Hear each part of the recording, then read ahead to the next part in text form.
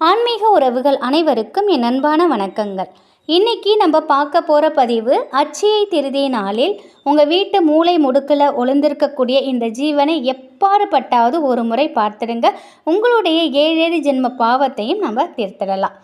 அது என்னங்கிறத இந்த பதிவில் நம்ம பார்க்கலாம். அதுக்கு முன்னாடி அட்சய திருதியை இந்த வருடம் எப்பொழுது, நேரம், நாள் அனைத்தையுமே நம்ம பார்த்துடலாம்.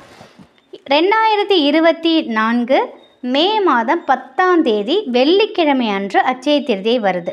திருதியை நேரம்னு பார்த்தா வெள்ளிக்கிழமை காலை 6:30க்கு தொடங்கிடுது. சனிக்கிழமை காலை 4:56 வரைக்கும் திருதியை நேரம் இருக்குது. இந்த நாளில் நீங்கள் மகாலட்சுமி தாயாரையும் விஷ்ணுவையும் நீங்கள் வணங்கி வந்தீங்க அப்படின்னா நிச்சயமாக உங்களுக்கு மிகப்பெரிய அளவில் பொருட்செல்வம் கிடைக்கும்.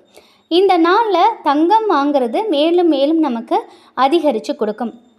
அட்சயம் அப்படிங்கிறது அல்ல குறையாத அப்படிங்கிறது பொருள். நமக்கு ஒரு பொருள் இந்த நாளில் நம்ம வாங்கணும் அப்படின்னா நிச்சயமாக அது பல மடங்கு நமக்கு உயரும். இந்த நாளில் நம்மளால் இப்போ இருக்கக்கூடிய காலகட்டத்தில் தங்கம் வாங்கிறது எல்லாராலையும் முடியாது.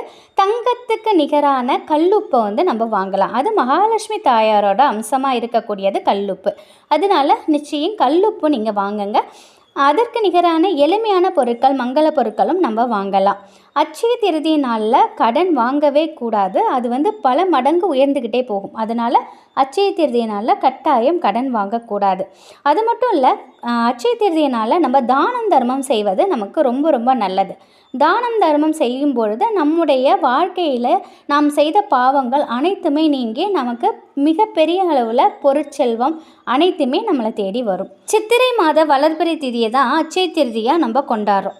இந்த அட்சய திருதிய நன்னாளில் மட்டும் பள்ளிகளை யாரு கண்ணுக்குமே பள்ளிகள் தென்படாதான். இதுக்கு என்ன காரணம்னாக்கா, வாஸ்து பகவான் கட்டளையிட்டதுனால தான் இந்த பள்ளிகள் அட்சய திருதி அன்னைக்கு நம்மளால் பார்க்க முடியறதில்லைன்னு சாஸ்திரத்தில் குறிப்பிட்டிருக்காங்க.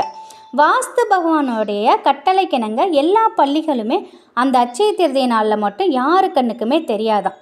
இதை நம்ம வீட்டில் உள்ளவர்களால் இந்த பள்ளியை எல்லா நாள்லேயும் நம்ம பார்ப்போம். ஆனால் இந்த ஒரு குறிப்பிட்ட நாளில் நம்ம பார்க்க சொல்லணும். எப்பாடுபட்டாவது அந்த பள்ளியை நம்ம பார்த்துட்டோம் அப்படின்னா நிச்சயமாக நம்முடைய 7 ஜென்மத்து பாவமும் நம்மளை பிடித்த பீடையும் தரித்திரியும் விலகும் அப்படின்னு சொல்லப்பட்டிருக்கு. இந்த பள்ளியை எப்படியாவது நம்ம கண்ணுக்கு காட்டணும் அப்படின்னு அந்த வாஸ்து பகவானை மனசார வேண்டிக்கோங்க. நம்ம செய்த பாவத்திற்கான தண்டனை குறையணும்னு இறைவனை மனதார வேண்டிக்கோங்க. நிச்சயமாக நம்ம அந்த பள்ளியை அட்சய திருதி நாளில் எப்படியாவது நம்ம பார்த்துடுவோம். நம்ம பார்த்துட்டோம் அப்படின்னா நம்ம தான் அதிர்ஷ்டசாலி. நீங்கள் இது உங்களுக்கு ஒரு வேடிக்கையாக இருக்கலாம்.